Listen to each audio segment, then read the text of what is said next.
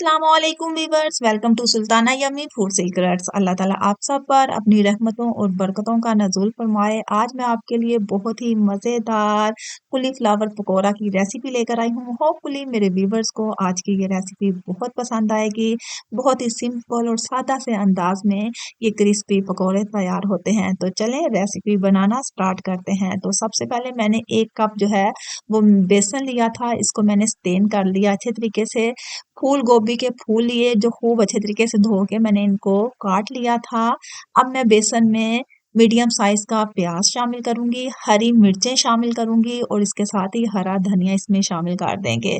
पिसे हुए मसालों में सबसे पहले मैंने इसमें शामिल कर देना है 1 चम्मच नमक या हस्बे ज़रूरत।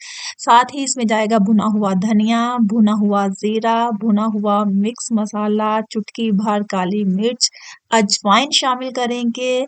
2.5 चम्मच जो है वो चिली फ्लेक्स के शामिल करेंगे। कसूरी मेथी लाजमी शामिल करनी है, इससे बहुत मजे का अरोमा पैदा होता है पकोड़ों में। मटेरियल को खूब अच्छे तरीके से मिक्स कर लेंगे और उसके बाद आपने इसमें जो है वो पानी डाल लेना है हस्बे ज़रूरत और इसकी प्योरी सी तैयार कर लेनी है।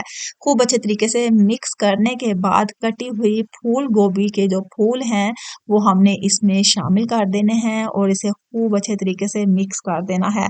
अगर आप इसे तकरीबन 10 से 15 मिनट थोड़ा-सा रेस्ट दे दें, तो तमाम मसालों का जो टेस्ट है ना, वो कॉलीफ्लावर में रच बस जाएगा और उसके बाद आप इसे फ्राई करें तो बहुत मज़े के क्रिस्पी टाइप जो हैं, ये पकोड़े तैयार होते हैं। तो चलें ये मिक्स मैंने कर लिया है, अब मैंने कढ़ाई में डाल दिया है सरसों का तेल। सरसों के तेल में हमने इनको फ्राई करना है। तेल गरम होने पर हमने इसमें कॉलीफ्लावर के फूल जो हैं वो इसमें स्टेप बाय स्टेप शामिल कर देने हैं। स्टार्ट में आपने हाई फ्लेम रखनी है और उसके बाद आपने मीडियम आंच पे इनको जो है वो फ्राई कर लेना है।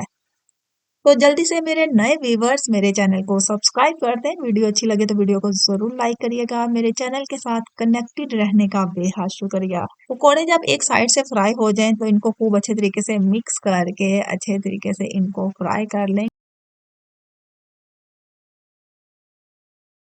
10 मिनट के लिए हम इन्हें मीडियम आंच पे फ्राई कर लेंगे खूब अच्छे तरीके से और जब ये अच्छे से फ्राई हो जाएं तो इनको हम स्टेनर से स्टेन कर लेंगे और बस अब हम इसको डिश आउट कर लेंगे।